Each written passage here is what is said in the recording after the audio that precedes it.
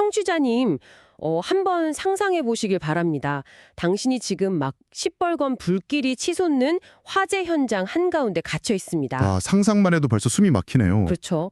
그런데 누군가 당신을 살리려고 그 자기 몸이 타들어가는 것을 감수하면서까지 필사적으로 방연담요를 들고 뛰어들어 당신을 덮어주려 합니다. 진짜 목숨을 건 구조네요. 네, 그런데 당신은 어떻게 행동하는지 아십니까? 자신을 구하려는 그 사람의 얼굴을 주먹으로 내리치고 막 발로 걷어차면서 그 담요를 찢어버리고 있습니다.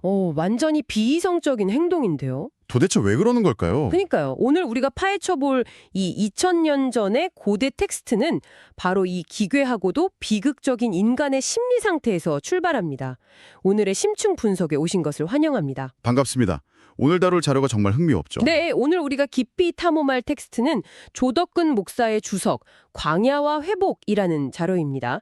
마태복음 23장 37절에서 39절이라는 아주 짧은 구절을 현미경처럼 들여다본 텍스트죠. 여기서 본격적인 텍스트 탐험에 들어가기 전에 청취자님께 우리의 미션을 아주 명확하게 설정해두고 싶습니다. 아, 네, 그게 제일 중요하죠. 우리의 목적은 종교적 교리를 설교하거나 특정 신앙을 옹호하려는 것이 절대 아닙니다. 맞습니다. 철저히 객관적인 분석이죠. 네, 이 주석에 담긴 고대 텍스트의 언어적 유희, 역사적 배경, 그리고 인간의 절망과 회복이 어떻게 역설적으로 교차하는지를 객관적인 문학적, 심리적 구조로 해부해보는 시간입니다. 완벽한 요약입니다.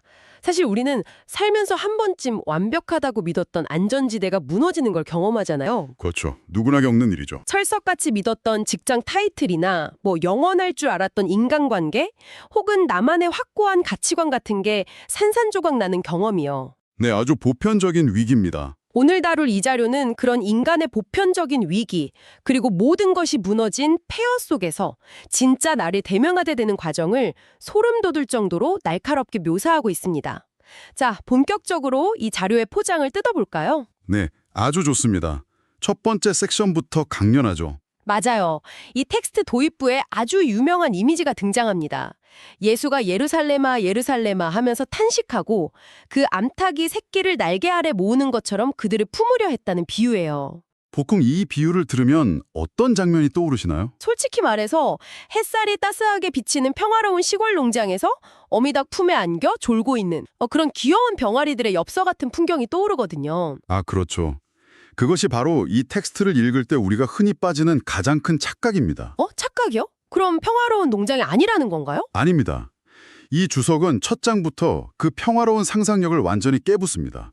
문학적 맥락에서 이 장면은 결코 한가로운 일상의 묘사가 아니에요. 와, 그럼 어떤 상황인 거죠? 오히려 방금 오프닝에서 말씀하신 화재 현장이나 피해 굶주린 포식자가 덮치기 직전에 치명적인 재난 상황을 상정하고 있습니다. 세상에, 농장이 아니라 재난 현장이었군요. 네, 어미닭의 날개를 편다는 것은 죽음의 위협 앞에서 자기 목숨을 내던져서라도 새끼를 살려내겠다는 아주 처절하고 필사적인 방어기제의 발동인 겁니다. 와, 갑자기 장르가 전원일기에서 재난 스릴러로 확 바뀌네요. 맞습니다.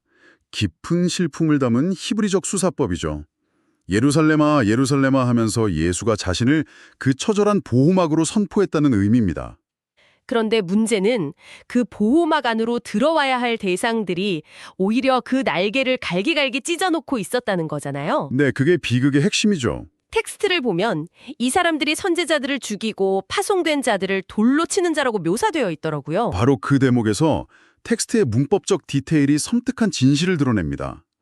주석에 따르면 그리스어 원문에서 이 단어들이 아주 특이하게 쓰였어요. 어떤 식으로요? 죽이는 자, 즉 아포크테이누사와 돌로 치는 자, 리토볼루사라는 단어가 모두 현재 분사로 쓰였습니다. 잠시만요. 현재 분사라면 과거에 우발적으로 저지른 한 번의 범죄가 아니라는 뜻인가요? 정확합니다. 분노를 참지 못해서 저지른 일시적인 실수가 아니라는 거죠. 그럼 계속 반복되고 있다는 건가요? 네. 이 분사형은 그 폭력과 거부가 아예 고착화된 정체성이 되어버렸음을 고발합니다. 고착화된 정체성이요? 무섭네요. 자신을 구원하려는 손길을 쳐내는 것이 일상적인 습관이자 하나의 체계적인 시스템으로 자리 잡은 상태라는 뜻입니다. 청취자님, 직장이나 주변 인간관계에서 혹시 이런 분 본 적 있으신가요? 타인의 진심 어린 조언이나 도움을 어쩌다 한번 거절하는 게 아니에요. 습관적으로 밀어내는 사람들이 있죠. 맞아요. 남을 밀어내고 방어막을 치는 것 자체가 자기 방어 기제로 완전히 굳어져 버린 사람 말입니다. 아주 적절한 비유네요. 이 텍스트는 자신이 불길 속에 있다는 사실조차 인지하지 못한 채 병적으로 구조의 손길을 거부하는 인간의 끔찍한 심리 상태를 꿰뚫어 보고 있는 거네요. 맞습니다. 그렇게 필사적인 보호막을 끝내 거부한 결과 텍스트는 충격적인 다음 단계로 넘어갑니다. 보호막이 거치는 거군요. 네, 보호막이 거치고 인간은 자신이 선택한 결과를 마주하게 되죠. 보라, 너희 집이 너희에게 버려져 황폐하여 지리라. 잠깐만요. 바로 여기서요. 여기서 정말 흥미로워지는 부분이 있습니다. 네, 어떤 부분인가요? 제가 이 주석을 읽으면서 도저히 논리적으로 납득하기 힘들었던 모순이 하나 등장하거든요. 텍스트는 이 집이 버려진다는 상황에 쓰인 그리스어 동사 그 아피에미에 두 가지 뜻이 있다고 설명하잖아요. 아, 그 유명한 아피에미 동사군요. 네, 첫째는 우리가 직관적으로 아는 내버려두다, 유기하다란 뜻이고 둘째는 놀랍게도 놓아주다 혹은 용서하다입니다. 네, 맞습니다. 솔직히 이게 말이 됩니까? 누군가를 죽음의 구렁텅이에 내버려두는 유기하고 상처를 보듬고 살려주는 용서는 완전히 정반대의 개념이잖아요. 버리는 게 어떻게 용서가 되죠? 논리적으로 완벽히 충돌하는 것처럼 보이죠. 유기와 용서라니. 하지만 텍스트가 쓰인 역사적 맥락과 심리적 기제를 연결하면 이 모순은 기가 막힌 통찰로 바뀝니다. 오, 역사적 맥락이요? 네, 역사적으로 서기 70년에 로마 제국이 예루살렘을 침공해서 성전을 물리적으로 철저히 파괴합니다. 돌 위에 돌 하나 남지 않게 다 부셨다고 하죠. 맞습니다.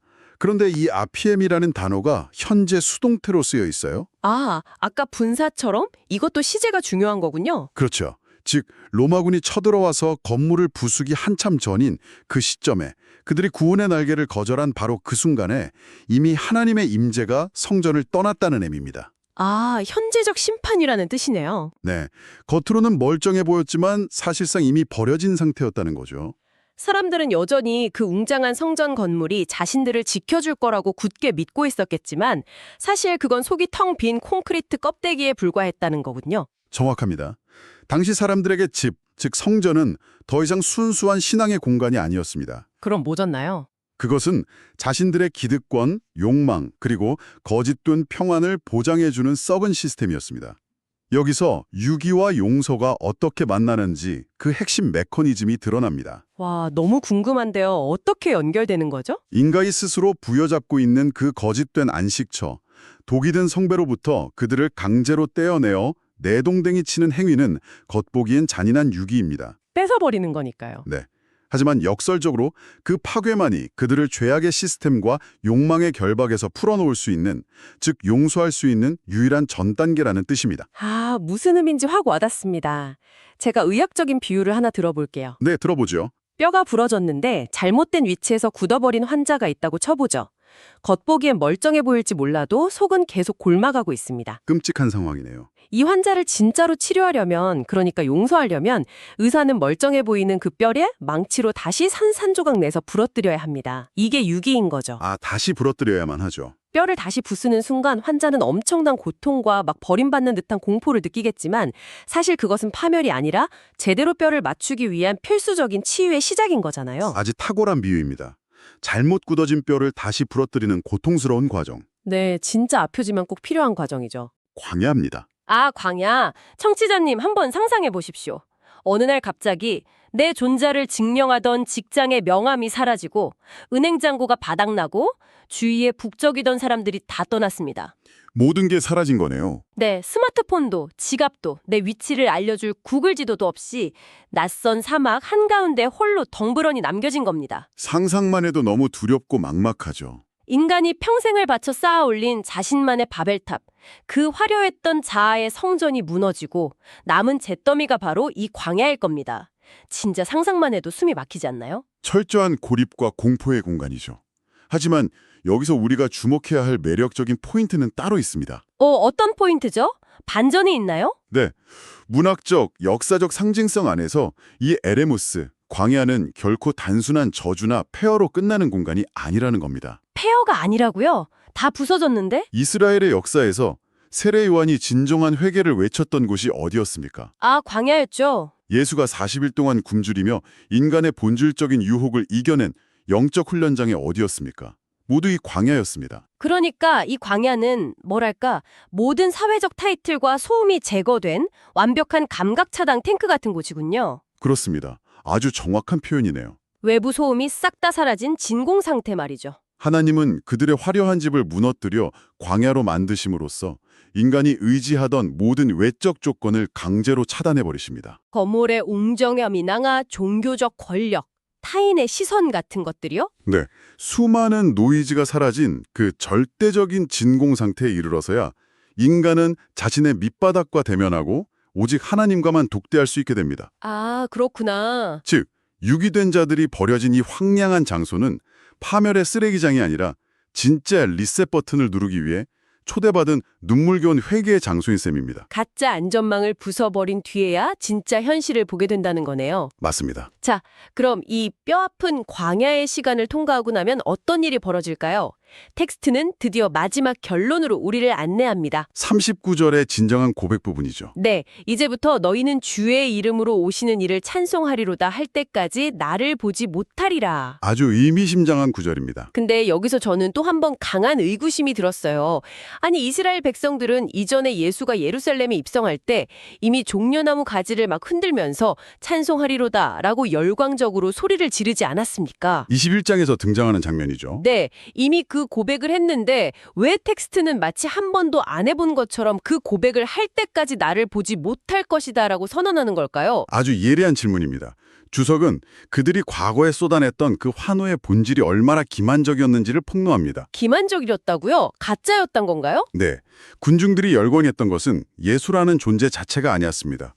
그들은 로마 제국의 압제에서 자신들을 끄집어내어 배불리 먹여주고 권력을 쥐어줄 강력한 군주를 원했습니다. 아, 자기들의 입맛에 맞는 영웅을 원했던 거군요. 즉, 철저하게 자기들의 정치적, 세속적 욕망을 투사하여 만들어낸 가짜 메시아를 향해 환호했던 것입니다. 쉽게 말해서 선거철에 내 세금 깎아주고 내 부동산가 올려주겠다고 약속하는 정치인에게 열광하는 것과 다를 바가 없었네요. 정확한 지적입니다. 철저히 나의 이익을 위해 존재하는 자판기 같은 신을 원했던 거죠. 내가 버튼을 누르면 기적이 툭 떨어지는 자판기요. 네.